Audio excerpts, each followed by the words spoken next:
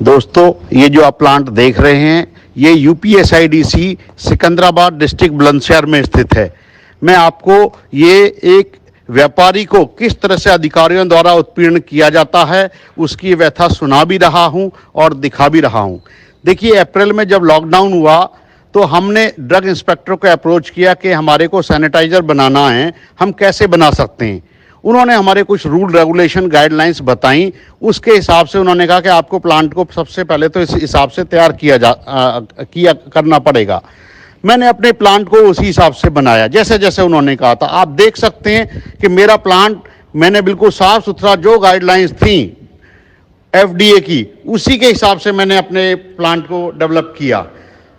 आप देख सकते हैं, और अप्रैल से लेकर के मई के एंड तक मुझे डेवलपमेंट करने में टाइम लग गया। देखिए, 28 मई को सारा काम कंप्लीट करते हुए हमने ड्रग लाइसेंस के लिए एप्लीकेशन अप्लाई करी ईमेल के थ्रू। उसके अंदर फीस भी हमने उसी दिन जमा कर दी।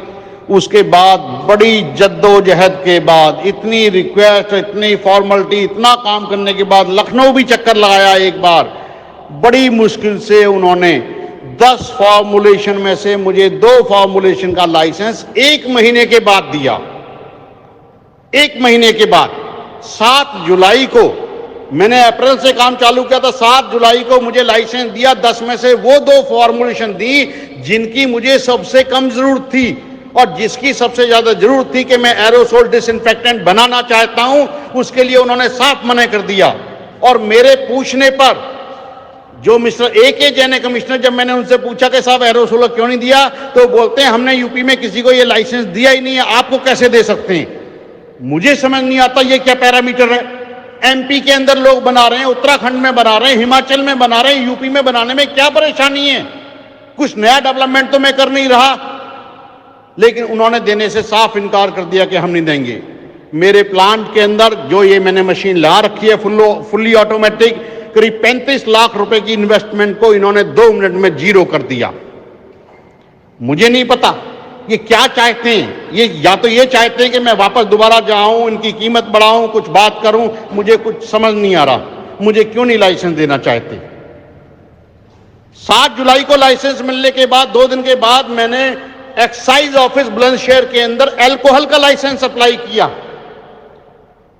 और उनसे रिक्वेस्ट करी कि सर मेरा प्लांट आइडल पड़ा, जल्दी से जल्दी मुझे अल्कोहल चाहिए। उन्होंने प्रॉमिस भी किया कि हफ्ते 10 दिन में मिल जाएगा, लेकिन आज 10 अगस्त को अभी तक भी मेरे को लाइसेंस नहीं मिला है। मेरा आइडल पड़ा है प्लांट। आज यहां 20 से 30 लोग काम कर रहे होते, रोजगार बढ़ रहा होता, अर्थव्यवस्था में हमारा भी एक कंट्रीब्यूशन होता, जिसे योगी जी और मोदी जी कितनी रिक्वेस्ट कर रहे हैं कि अर्थव्यवस्था को पटरी पे लाना है, लेकिन ये अधिकारी नहीं लाने देना चाहते। कैसे आएगी अर्थव्यवस्था पटरी पे जब ऐसे अधिकारी बैठे हुए हैं। ये तो वो हाल है जब योगी जी और मोदी जी पूरा बिजनेसमैन को सपोर्ट कर रहे हैं, तब ये अधिकारियों के हालात हैं कि ये प्लांट आइडल पड़ा हुआ और इसको नहीं चलने देना चाहते। अब मुझे लाइसेंस नहीं चाहिए। 4 महीने के बाद क्या करूंगा? जब आदमी मर जाएगा उसके मुंह में देसी घी डालोगे तो वो जिंदा नहीं होगा। बेहतर है कि उसको मरने ना दिया जाए, पहले ही उसको डोज दे दी जाए। मेरी किसी भी एक्सपर्ट से रिक्वेस्ट है कि वो मुझे गाइड करे, और मैं चाहता हूं कि जो मेरा लॉस हुआ इन अधिकारियों से वसूलूं मैं उसको। अब मुझे प्लांट नहीं चलाना, अपना लाइसेंस भी वापस ले लो। कृपया करके मुझे कोई भी एक्सपर्ट मुझे अगर हेल्प कर सकता तो करे। ये देखिए किस तरह से सताया जा रहा है, यूपी के अंदर प्लांट को नहीं चलाने दिया जा रहा है। ये अधिकारियों की हालत ऐसी है।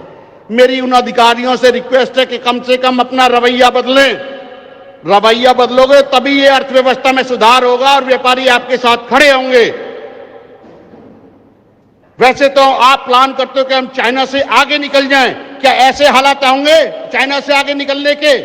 4 महीने से प्लांट आइडल पड़ा हुआ है, किसको जाकर के बताऊं मैं अपनी व्यवस्था? मैं चाहता हूं इस वीडियो को आप ज्यादा से ज्यादा शेयर करें ताकि ये सीएम तक, पीएम तक एक्चुअल पोजीशन बता सके कि व्यापारियों के साथ कितना उत्पीड़न किया जाता है।